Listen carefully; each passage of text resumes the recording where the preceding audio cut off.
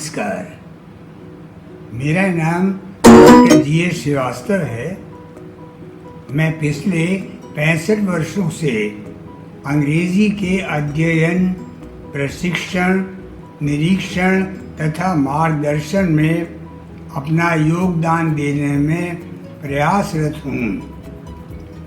वर्तमान में मैं पिछले 2 से अधिक दशकों से लखनऊ के प्रसिद्ध विशिष्ट रानी लक्ष्मीबाई स्कूलों में इंग्लिश टीचिंग को और ऊंचाइयों पर ले जाने के उद्देश्य से एक मार्गदर्शक मेंटर के रूप में कार्यरत हूँ। अंग्रेजी भाषा के समुचित क्रियात्मक अध्ययन के लिए मैंने इंग्लिश ग्रामर और कंपोजिशन पर 8 पुस्तकों की इम्पैक्ट सीरीज लिखी है, जो देश के कई विद्यालयों में प्रचलित है। पूर्व में मैंने जीवन के लगभग 3 दशक शैक्षणिक तथा प्रशासनिक कार्यों में पहले सैनिक स्कूल चित्तौड़गढ़ में और फिर विभिन्न केंद्रीय विद्यालयों में प्रधानाचार्य के रूप में अपनी सेवाएं दीं। KVS से असिस्टेंट कमिश्नर के पद से मैं 1993 में सेवानिवृत्त हुआ। मेरा विस्तृत बायोडेटा नीचे लिंक बटन में उपलब्ध है।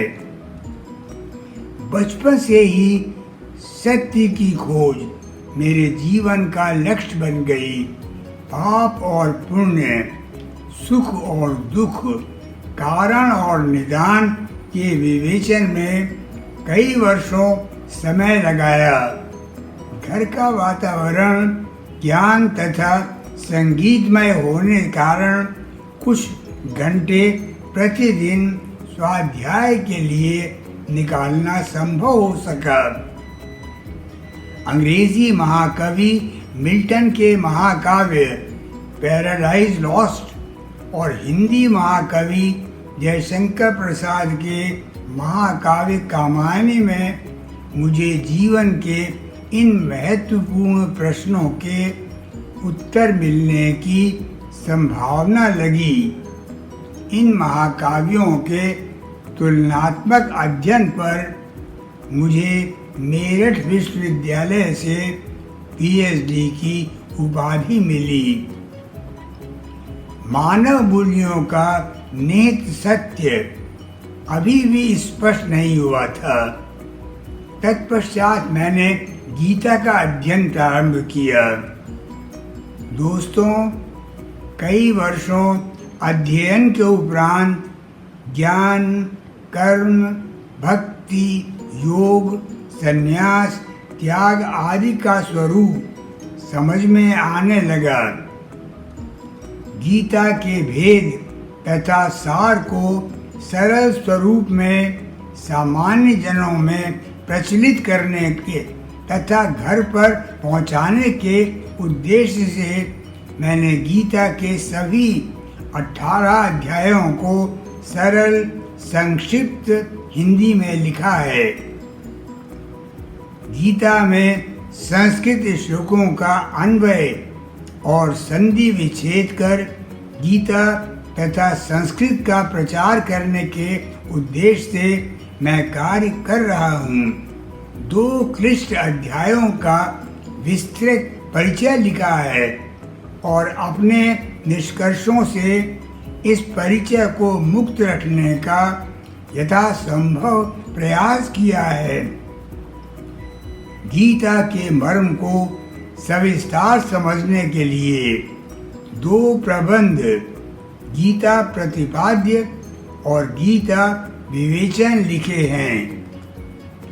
दोस्तों, ऐतिहासिक दृष्टि से हम शताब्दियों से पढ़ते आ रहे हैं कि भारत में आने वाले प्रथम आगंतुक आर्य थे, जिन्होंने लगभग 1500 ईसा पूर्व में उत्तर पश्चिम भारत को सभ्य बनाया। मैंने इस विषय पर अपने अध्ययन से यह निष्कर्ष निकाला है कि आर्य और द्रविड़ दोनों मूलतः भारत के ही निवासी हैं।